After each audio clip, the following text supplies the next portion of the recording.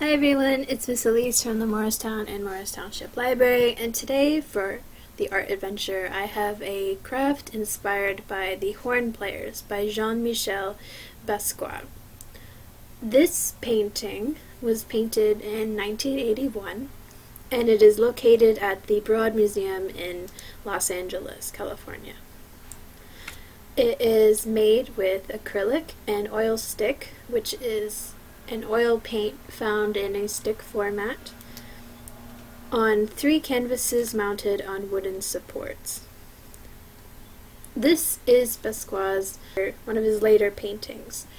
He started out by painting a lot of graffiti wall art in the lower Manhattan area of New York City in the late 70s, when he was just starting out in his urban art inspired career. He then moved into gallery painting, which is what you see here. These are his paintings from his later period when he got a little bit more money and ended up making $25,000 from selling one painting.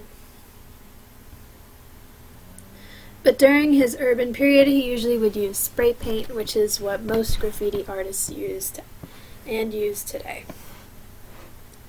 Basquiat's work largely discusses larger social issues and themes, but this piece centers around the importance of Charlie Parker and Dizzy Gillespie, who were 2 jazz horn players in the early 20th century.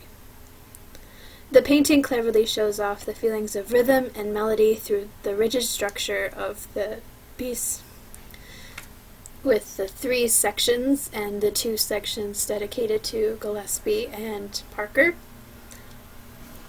which show the rigid rhythm of the song, with the flurried brush strokes as the melody, which sits on top of the rhythm and adds a nice ambiance to the rest of the painting.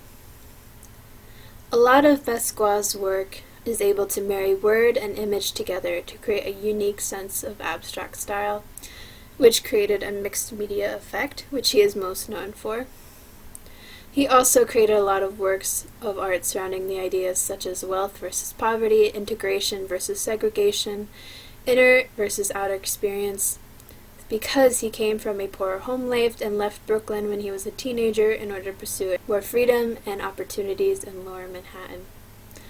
He is largely important to the Black community, considering he is one of the few well-known Black artists from history which are appreciated today.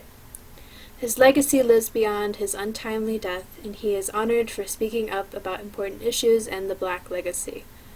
He also helped to pursue the neo-expressionist movement, aka trans avant-garde, which is a movement that was characterized by intense subjects and a rough handling of materials, which was a reaction to the minimalist and concept art movements prior.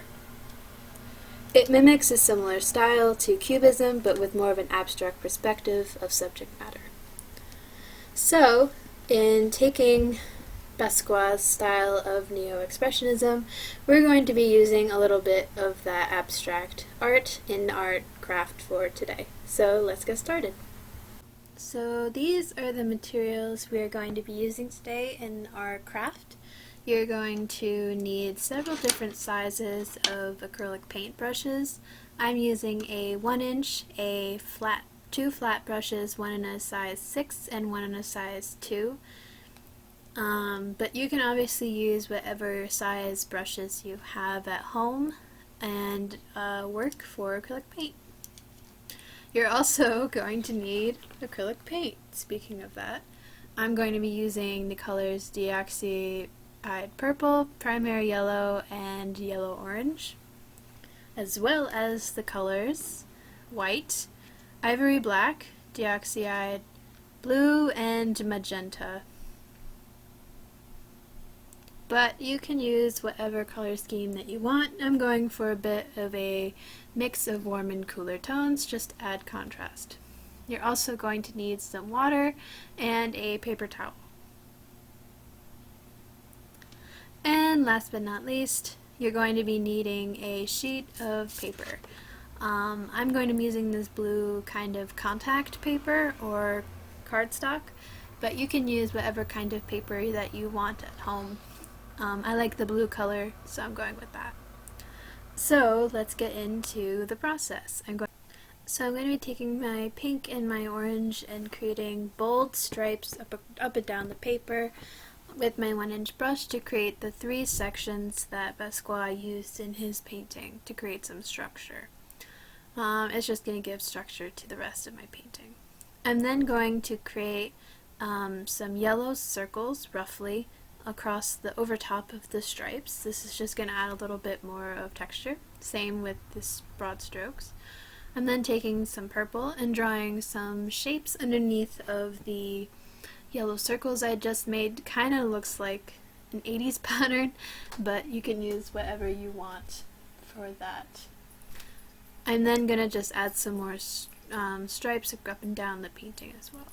I'm then taking some blue paint and making these open face structures up and down the rest of the painting.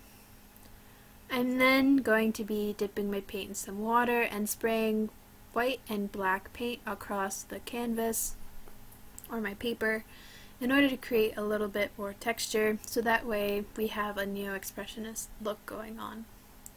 And this is what I have finished after it is done drying. Doesn't it look really, really cool? It's very busy, but very textured at the same time, and it allows for the eye to really look at something a little bit more in depth. I'm then going to be taking a black pen. I'm using this Pilot Gel pen, you can see here, but you can use a Sharpie if you have one at home. I'm then going to be writing some words up and down the paper. I'm choosing to write "love one another" and "love all" because I wanted this painting to represent just a little bit about how we all should be a little bit more accepted within society. I wanted a lot of those feelings that I have to be represented in this craft or this painting that I decided to do. But you can obviously write any other types of words that you want. You can make it a happy birthday card, you can make it a graduation card, you can make it a Father's Day card. Any of the following is going to look great among the textured background and really give it a little bit more life and introduce that image and text association that Basquiat uses in a lot of his work, or in all of his work, really.